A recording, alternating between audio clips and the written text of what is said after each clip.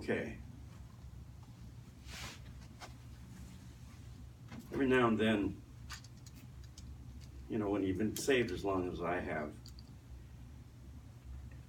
and I don't say this in a bragging way, but when you've been through the Bible as many hours as I have,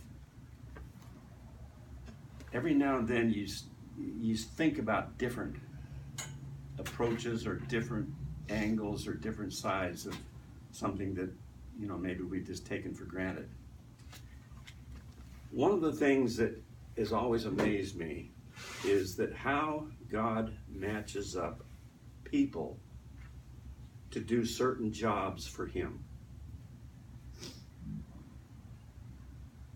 I don't really find in the Bible, now there's always the exception to the rule, but for the most part, if God has a job to do, he does not ask for volunteers as such. Usually, if he has a job to do and he's looking around and he's going to pick somebody for that job, for the most part, most of them go into it kicking and screaming. So it struck me one day, what are the complexities here? What are the dynamics of God matching up certain things that he needs done with the gene pool, basically, that he has to work with in order to accomplish what he wants done? And we can go through all the great men of the Bible. When I say great, I don't mean necessarily they're wonderful type people.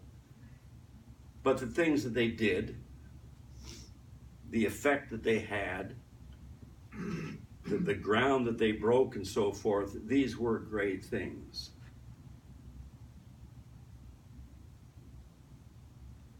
So how does God pick and choose? Well, obviously, if he has a particular job to do and he looks around and then he's got, let's say, 100 people that he can choose from, then he's going to pick, generally, the one that is most suited for that thing, and he'll somehow grab this guy and force him into that job. The mechanics of that are as varied as there are people and scenarios in this world. Paul didn't get saved the same way that Peter and James and John and those guys got saved. Those guys didn't get saved or didn't get called of God the same way that Moses got called of God or David got called of God. So it's all completely different in some respects, but in other respects, the fact that God needs a particular thing done and he is going to choose who he thinks is best for that job. There's kind of some neat things in there. We start out, for instance, the first guy of any note. I'm not talking about Cain and Abel and Adam and Eve and so forth. They were just plunked down and set on the table, and they lived their lives out.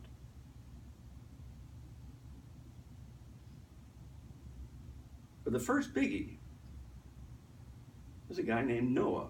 That comes in Genesis chapter 6. That's pretty close.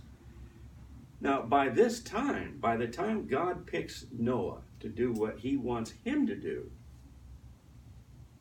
there could theoretically have been easy 5 billion people on the earth at that time.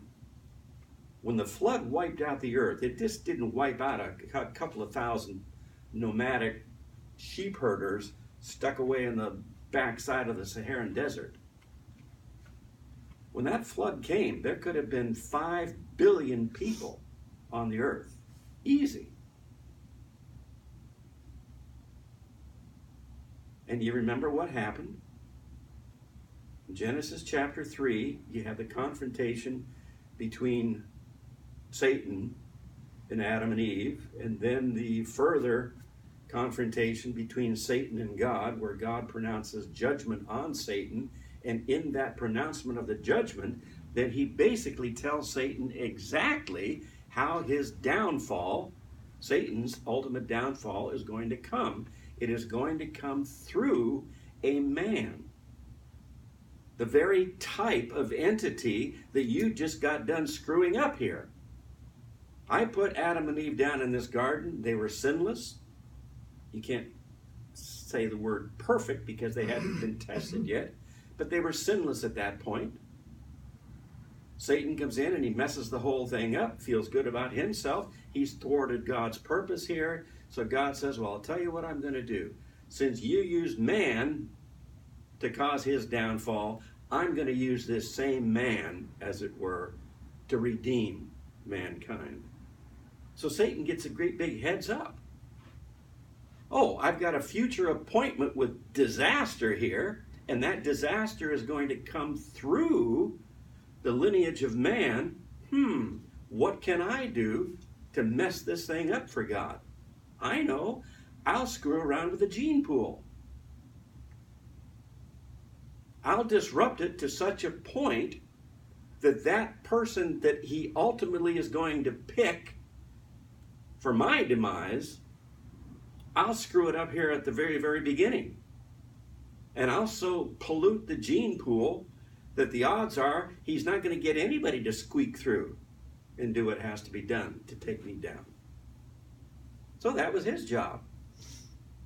Hence we have the sons of God coming in unto the daughters of men. That's code basically for fallen angels. Came down, married women, had kids by them. Their kids had kids by them. Their kids had kids by them, so on and so forth, until by the time Noah comes along, 5 billion people on this earth. And every one of them, the gene pool is polluted, except one. Noah was perfect in his generations. That's the gene pool. Not perfect in his conduct, not perfect in his character, not perfect as far as sinless is concerned. Perfect in the gene pool, his generations. God says, aha, I'll save this guy, and my plan just keeps on going.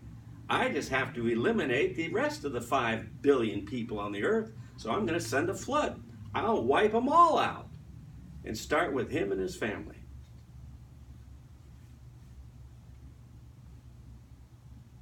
So God looks around to find a survivor of the flood.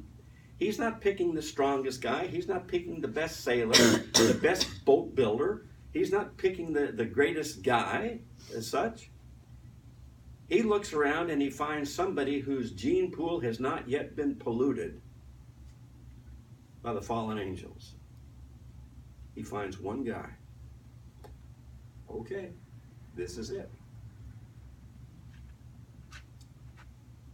Well, we go on through life. You know, the Bible keeps on going here. I'm going to save Abraham for later. I'm just going to jump into Moses here. Moses comes along in the book of Exodus. And you remember the story, how that Pharaoh had said, you know, I'm going to kill all the little kids 2 years old and under. Because once again, Satan is worried about the gene pool thing again. He's worried about that Redeemer coming through the line of Abraham, Isaac, and Jacob. Satan knows exactly where to focus in. So by this time, he's not interested in the world as such. He's interested in one single family. And in that one single family, in order to get to them, he's going to concentrate on all the brand new little baby boys that are born. So Pharaoh puts the word out to midwives that when the Hebrew ladies have their kids, if they're male, kill them. Period. You can see up to now in history, everything that Satan is doing is to try to thwart or take off track the promise that God had given him back in Genesis chapter 3, that the ultimate redeemer and the ultimate destroyer of Satan is going to come through the very people that Satan screwed up in the Garden of Eden. Poetic justice. And so Satan's single-minded goal is to thwart this from happening. So now he's down to the little boys of the Hebrews. And you remember the story how the mom and dad put him in a little bulrush ark, floated him down the Nile River, and gee, just by coincidence, he happens to wash up exactly where the daughter of Pharaoh is taking her morning bath. And it just, so happened by accident that God touched her heart when she heard this little baby cry. And it was just so happened by accident that she takes him, raises him as her own, but she understands that she hadn't been pregnant. She can't breastfeed the kid. She's got to find somebody, breastfeed him. And it just so happened by accident that Moses' big sister trails along beside him on the Nile River. She sees Pharaoh's daughter pick the little kid up. She comes up to Pharaoh's daughter and she says, hey, you need a midwife. You need a lady who can breastfeed this little kid. Pharaoh's daughter says, you're right, I do. And Moses' sister, who's Miriam, she says, I know just the person. Happens to be Moses' mom. So Moses wasn't killed as such, like he should have been by Pharaoh's decree. He's saved. He's saved by none other than Pharaoh's daughter. He gets to be nurse-fed till he's, 5, 6 years old or so. Back in those days, that's what they did. And it was his own mom who did it. Unbelievable. You couldn't write this stuff down.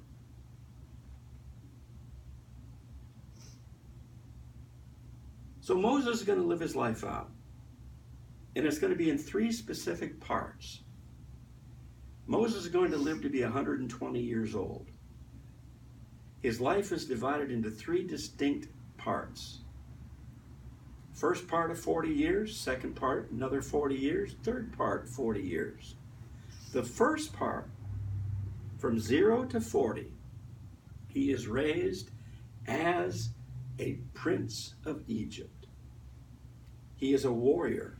He is groomed for the throne. So all the privilege, all the confidence, all the study, all the training, all the preparation is drilled into this kid for 40 years. He grows up with wealth. He grows up with everything that he could possibly have.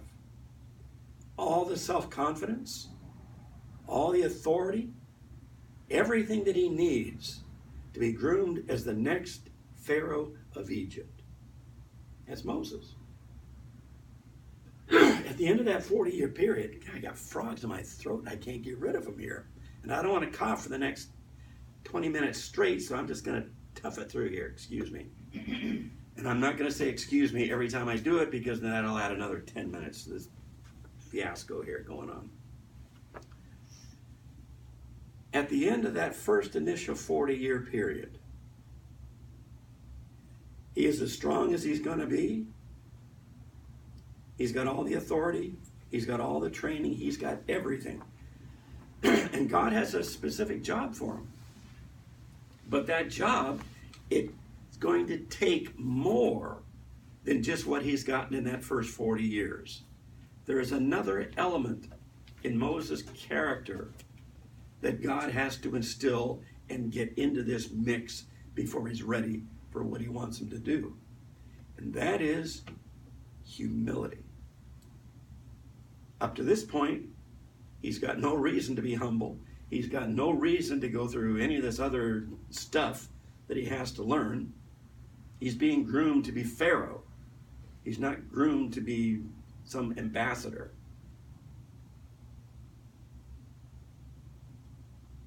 So God has him thrown out of Egypt. There's a price on his head. He goes from being groomed as the prince of Pharaoh, ready to be Pharaoh one day, to now he's an outlaw. He's exiled. He's out of the mix. He's running into the deserts of Midian, out of the Arabian Peninsula. And that's where he lives the next 40 years of his life. No thrones, no palaces, no silk garments, no staff of authority, no armies to command, nothing but a bunch of sheep and goats. That's what he's reduced to. The other part of his personality that he was raised for the first 40 years, that's still there. But now God has added something extra. That is humility. 40 years go by, and now God's got him right where he wants him. And you remember the story, how he goes down, there's the 10 plagues of Egypt. He leads them out of Egypt. They cross the Red Sea on dry ground. And for the next 38 years, they're wandering in that desert. So the job that God ultimately needed Moses for was not the first 40-year period. It wasn't the next 40-year period. The job that God needed Moses for was that last 40-year period in leading his children through that wilderness. But it took 80 years of preparation in this guy's life. 80 years to get him to a point that he's ready to use him as a tool, as it were. Amazing. There's a whole bunch of guys, after Moses and so forth, but I want to jump to David for a second. David, when he became known, when he became famous, as it were, he was probably just a 15, 16-year-old kid. He wasn't a 25-year-old, full-grown, fully developed man. He was a kid. He was the youngest brother of 7 brothers. And as far as the older brothers were concerned, and the dad was concerned, he wasn't that big of a deal in their eyes at all.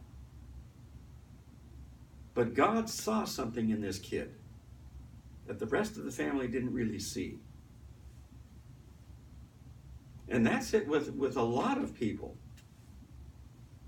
Families don't really see you the way God sees you. Your spouse doesn't see you the way God sees you. Your kids or your parents or whatever it happens to be, they don't always see you the way God sees you.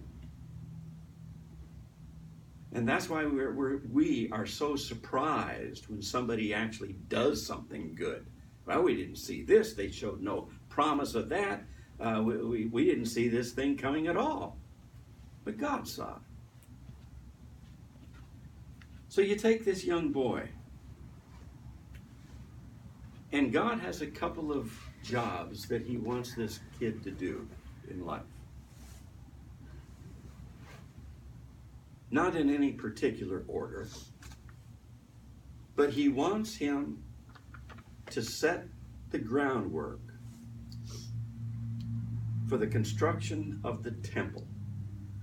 When we say the temple, big deal. It's 50 feet wide, 100 feet long or so, 30 feet tall, whatever. Big deal. I mean, we got buildings today that you could put a million of these stupid temples in, and it wouldn't be that great. But it was.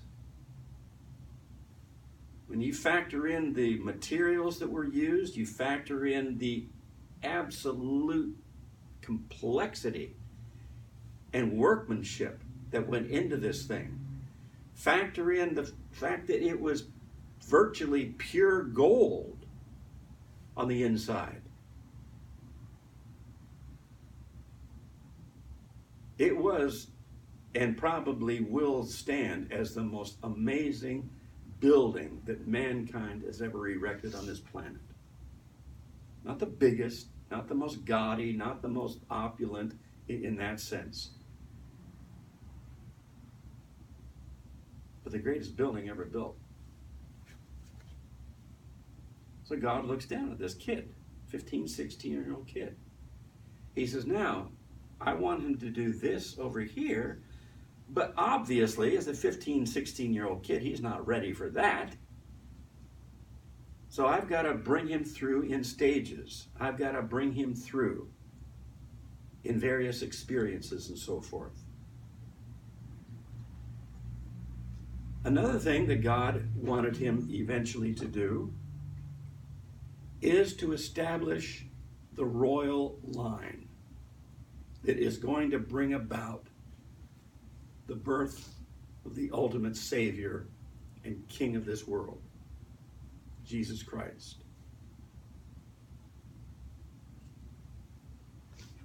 Third thing that he was going to have him do, he is going to have David reveal in writing the heart of God.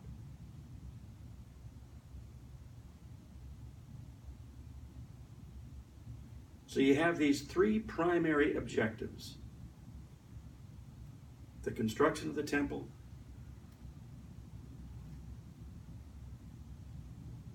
the royal line, and the heart of God. He's a 15-year-old kid. What's he know? He knows nothing. So he's got to jumpstart his career. He's got to put him in a position whereby he can start to climb this ladder. He's got to put him in a position where he can learn certain things that he, and he alone, has to learn.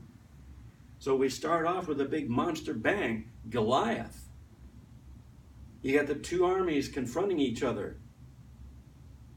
Big old hillside here where the Philistines are, another big old hillside over here separated by a valley in between. So you have the Israelites on one side, you got the Philistines on the other side. And every day Goliath comes down and he stands in that valley and he looks up at the armies of Israel and he says, don't you have one cotton-picking idiot up there who's strong enough to take me on? Well, of course, there wasn't. I mean, the guy's like 9 feet tall. He's got 6 fingers and 6 toes on each appendage here. The spear that he uses, the average Israeli soldier couldn't even lift the spear, let alone hold the shield, let alone use the sword and everything else. So when he stood out there every day for 40 days, choosing out, calling out the armies of Israel, don't you have one single cotton-picking guy to take me on? Duh, no, we don't. David happens to pull up one day, bringing food for his brothers who were in the army. That was his job. His dad would load up the wagon. David would drive it to the front, distribute it to his brothers, and while he was there, he happens to overhear Goliath. And he hears Goliath going on about, well, your God is nothing. Our God Baal, he's everything. You can't even find somebody to fight me, and blah, blah, blah. And David's looking around at his brothers and so forth, saying, what gives? What are you listening to this guy? Somebody shut his mouth up for him. Well, gee whiz, he's big, he's tough, he's strong. We're waiting for the right time. We're waiting, but whatever. David said, this is the stupidest thing I've ever heard in my life. He says, I'll take him on. Well, they couldn't stop laughing after that. Little 15-year-old kid. I don't know, 5'4", 5'6", maybe. Going up against some guy 9 feet tall, fully armored, a warrior all of his life. David's a little shepherd. What's he know about warfare? The only thing he knows about warfare, he can work a sling really good. Because when the wolves and the coyotes and the eagles or whatnot are trying to pick off his little lambs, his little sheep, he was really, really good with a sling. So word gets to Saul, the king, hey, we finally found somebody stupid enough to take this guy on. Saul says, way to go. All right, bring him in. He can have my armor. He can have my sword. He can have my shield. He can have my spear. And so they load David up with all this stuff. Saul himself was over 7 feet tall. David says, I can't function in this mess. I can't even move, let alone fight. Strip it off. So he gives back to his loincloth and his, sandals and so forth, maybe a tunic. And he says, I got this. Don't worry about it. Then he comes down off the hill. He walks across the valley. He comes to a little brook that runs through the middle of the valley. He bends down. He picks up the 5 stones, puts one in a sling, puts the other 4 into a little pouch. And he walks up to Goliath and he says, here I am, you blaspheming SOB. And he takes that sling, whirls it around, and plants a rock right between Goliath's eyes. Boom! He's down, he's dazed, he's shook up. David runs over, grabs Goliath's own sword, funk! The head is off. He raises that head and that helmet, and the Philistines panic. And they can't run fast enough to get away. Israelites are on their tail. They kill them by the thousands. David is brought before Saul. Everybody sings Kumbaya. They're all happy and they're all ecstatic and a big party. And now David is on his way. He's got the attention now. He's got the notoriety now. He's got everything that he needs. Oh, and God has already anointed him king, unbeknownst to Saul, unbeknownst to Israel as a whole. God has already anointed him through Samuel as king. So here he is now. He's in the presence of Saul, who is the king.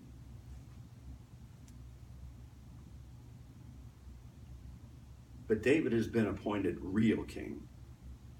Saul just doesn't know it, and when Saul finally figures out that that's the way it is, he's not going to accept it. And so now the animosity begins to grow between Saul and David.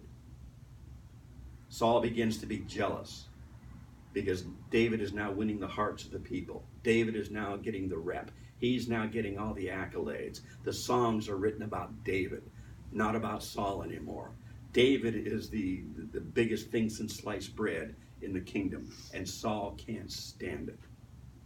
And so Saul just completely flips, and now he's out to get David. And David has to run. David has to run for 15 years, plus or minus. Now remember, God has already anointed him king. He could have yelled and screamed and bawled his face out to God. Well, you promised. You made me king. You had Samuel pour the oil over my head and down my beard and so forth. Hey, I'm king. And how come I don't have the palace? How come I don't have the throne? How come I don't have the dancing girls? How come I don't have this? How come I don't have that? I'm living in a cave. I'm begging people for food.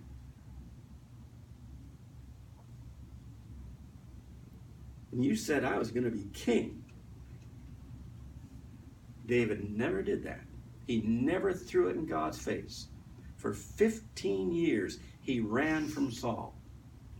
He hid in caves. There were times that he had to literally make himself out as a complete lunatic. He would go to the enemy's fortress. He would bang on the doors of the Philistines, Israel's arch enemy. He would froth at the mouth. He would let the drool and the dribble and the spit and stuff run all through his beard. He would act like a complete madman, a complete idiot, so that they would take him in and protect him from Saul. All the while, he is the rightful, true king of Israel. In God's eyes. For 15 years, he does this. And in that 15-year period, he begins to learn. He begins to understand. He begins to see things through God's eyes and not just his eyes. And so there comes a time when he is sitting in one of these caves, when he is begging for food, that he takes out his pen and parchment, whatever it happens to be, and he begins to write the words, "The Lord is my shepherd. I shall not want." Are you nuts? He's begging for food. He's begging for protection. I shall not want? He sees something that everybody else doesn't see here. The Lord is my shepherd. I shall not want. He maketh me to lie down in green pastures. He leadeth me beside still waters. He restoreth my soul. He prepares a banquet for me in the presence of mine enemies. My cup runneth over. He's running for his life. But he sees something. He's learning something through the eyes of God.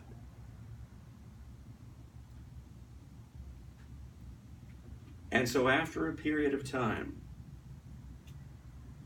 when he is established as the rightful king of Israel, finally in their eyes, when he does have the palace, when he does have the crown, when he does have the throne, he comes to God and he says, "Okay, God, now I'm ready to build you a house.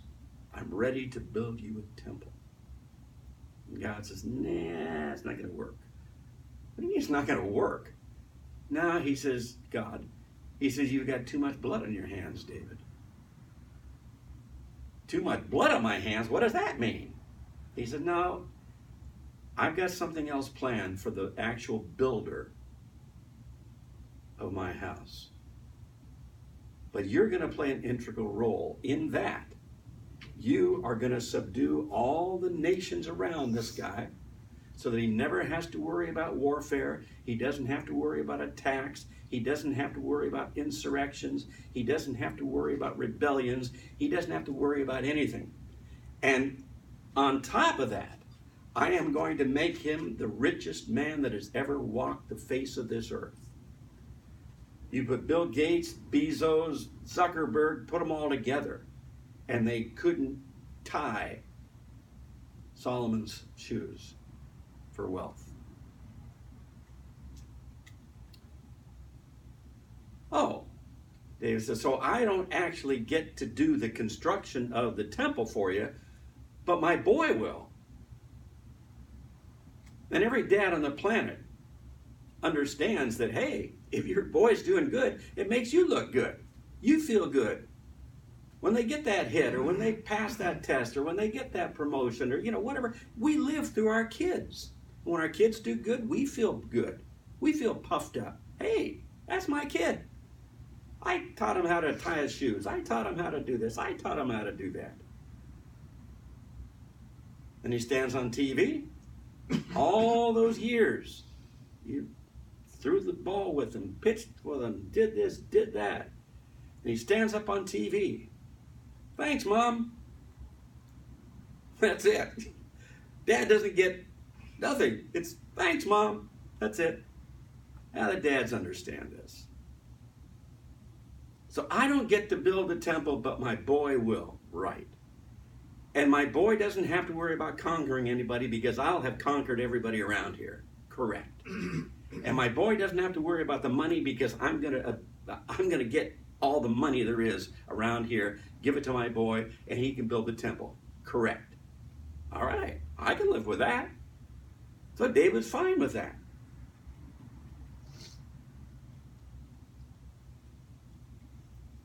So God had 3 primary jobs that he had David do. And for at least 2 of these, he had to go through hell on earth to get him into that mental state that he could do it.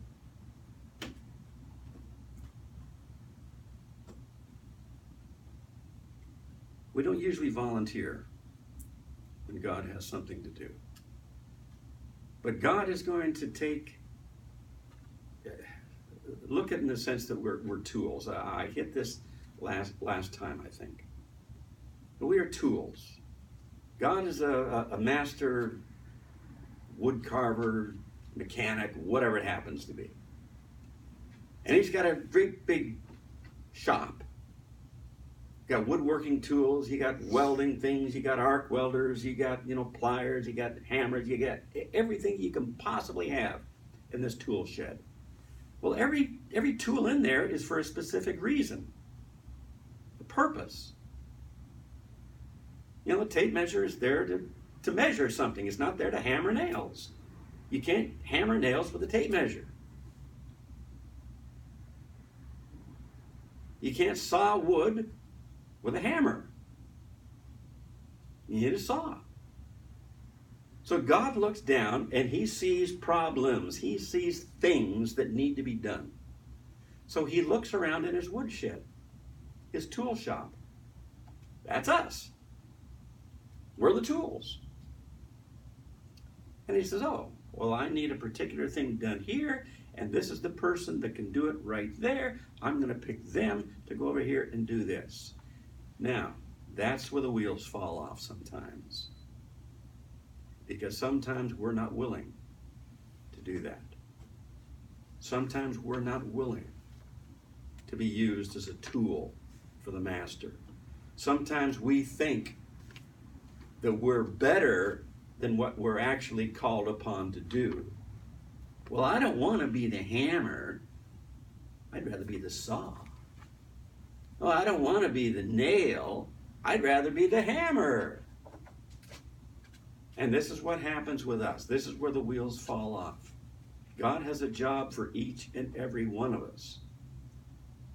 He's groomed you. He's trained you. He's looked around and see whose DNA, how we're hardwired for compatibility with this job. God is never going to call me to be a great mathematician, I'll tell you that right now. He's not ever going to call me to be a computer analyst or a computer wizard. My brain is as unhardwired for that type of stuff as any brain on the planet. So as he's looking around in his wood shed or his tool shed or his workbench or whatever to find that computerese type mentality, he's going to just walk right past me and not even glance in my direction. There's something I can do. Some things he's allowed me to do. Some things he's asked me to do, and maybe I haven't done them very good, or maybe I haven't done them at all. Maybe I kicked and screamed and balked and said no. I didn't want to do that. I want to do something else. And that's where we all are. God's got a job for you. I don't care how old you are. I don't care what your expertise is. I don't care what gender you are. I don't care anything. He has a job for you. And maybe it's taken 75 years, 50 years, 40 years, 15 years, whatever it happens to be. Whatever he's put you through to get you ready for that job. When he calls upon you, what are you going to do? He made a big point in 1 Corinthians 15. He used the analogy of a body. He says that within the body, there's the head, there's the hands, the arms, and the legs. These are the primary movers and shakers. He says, but there's also, the skin, the hair, the corpuscles, the muscles. These don't get nearly the recognition as the other parts do. Going even further, now we get the bloodstream. Now we get the chemical analysis. What type of blood, how much hemoglobin, how much this, how much that. And we get down to all these parts, and they're all integral to make the body work. The body doesn't work without them. But they don't get any credit. They don't get any notoriety. They don't get any headlines. They don't get anything. But they're there. And without them being there, the body collapses. And Paul says, hey, not everybody can be the head. Not everybody can be the feet. Not everybody can be the hands. But we need that corpuscle thing. We need the amino acids in there. We need the creatinine. We need this. We need that to make it all work. Are you going to be happy with that role in your life? Or are you going to sit on the sideline and bitch and gripe and say, I don't want to act like the corpuscle because I can't be the eyes or the head or the mouth?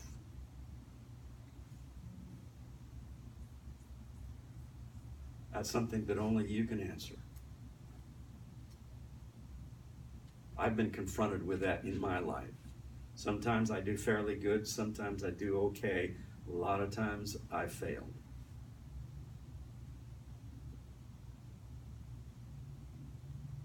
God doesn't ask for volunteers. He's going to pick and choose who he wants. How we respond to that picking and choosing. The grief that we've had to gone through to get to that point, that he says, I need to cut the little tip off this log right here. I'm going to grab a saw, zip, zip, zip, zip, zip. It's done. Your life's work is finished. It took you 80 years to get to that point as a saw. It had to go through all the technological stages to get to this point. They had to get the teeth just right, the angle of the teeth just right, the gaps between the teeth just right, the length of the teeth just right. And when finally, from a technological standpoint, and the expertise in the guy's arm and hand and his motion and his strength, in order for all these things to come together, that little 10-second zip, zip, zip, zip, zip, done, finished, thank you for your service, we appreciate it, next. How are you going to respond if that's all that God had for you? That little 15-second saw job to take that little burr off that log. How are you going to feel? Something to think about. Heavenly Father, we look through this Bible and we see these men, just regular guys, a lot of them from a moral standpoint and character standpoint, every bit as bad as us, if not sometimes worse. And yet, when you called, they responded. Maybe they didn't understand what was going on. Maybe they didn't understand the importance of that little 15-second thing in their lives. I always felt bad for Ananias. Poor guy who baptized Paul.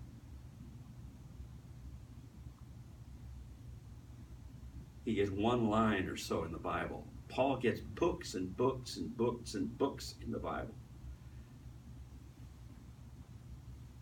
And yet, every single soul that Paul ever led to the Lord, and by extension, every single soul that ever those people led to the Lord, down to the rapture, Paul gets credit for all those. But Lord, so does Ananias.